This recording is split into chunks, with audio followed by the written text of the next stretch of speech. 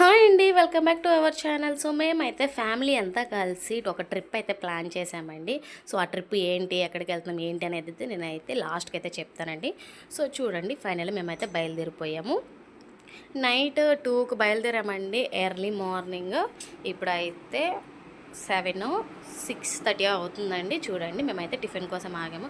So ఈ గడియార స్తంభం చూడంలోనే మీకు అర్థమై ఉంటుంది మేము ఎక్కడికి వెళ్తున్నామో. సో ఫైనల్లీ మేమైతే బాపట్ల వెళ్తున్నామండి. సో బాపట్ల బీచ్కి అయితే వెళ్తున్నాము ఎంజాయ్ చేయడానికి. చూసారు కదా పార్క్, ఇక్కడ అయితే బోట్ మనమైతే వెళ్ళటానికి చూడటానికి అయితే చాలా బాగుంటుంది. సో ఇక్కడ ఎంత చూసినా తాటి కళ్ళు తాటి ముంజలే అమ్ముతున్నారండి. చాలా అంటే చాలా బాగుంది.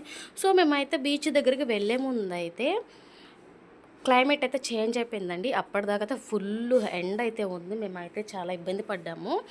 సో మేము దగ్గరికి వెళ్ళే కొద్దైతే క్లైమేట్ చేంజ్ అయిపోయి చల్లటి గాలి చల్లగా అయితే ఉందండి. ఫైనల్లీ మేమైతే బీచ్ దగ్గరికి అయితే వచ్చేసాము.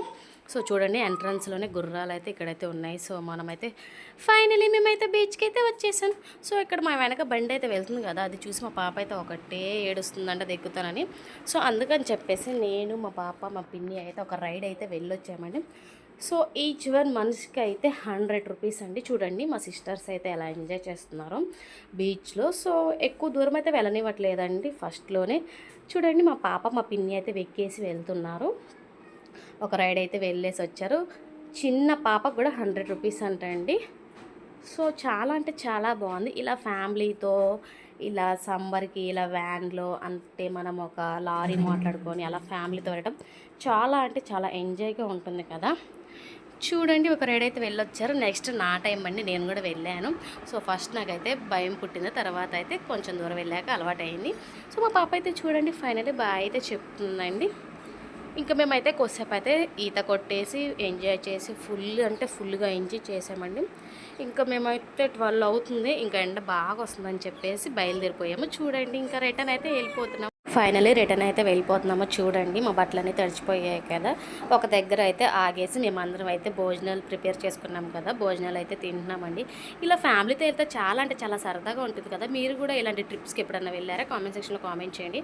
ఫైనల్లీ మేమైతే హోసన్న మందిర్ లేమేలలో ఉన్న హోసన్న మందిర్కి అయితే వెళ్ళామండి. అక్కడికి వెళ్ళాక చాలా ప్రశాంతంగా అయితే ఉంది. చూడండి, మా ఫ్యామిలీ ఎంతమంది 2 వ్యాన్లకి అయితే వెళ్ళామండి. మీరు కూడా ఎప్పుడైనా ఇలా ఎంజాయ్ చేశారా? మా పాప అయితే చూడండి ఎలా వెళ్ళిపోతున్నారు.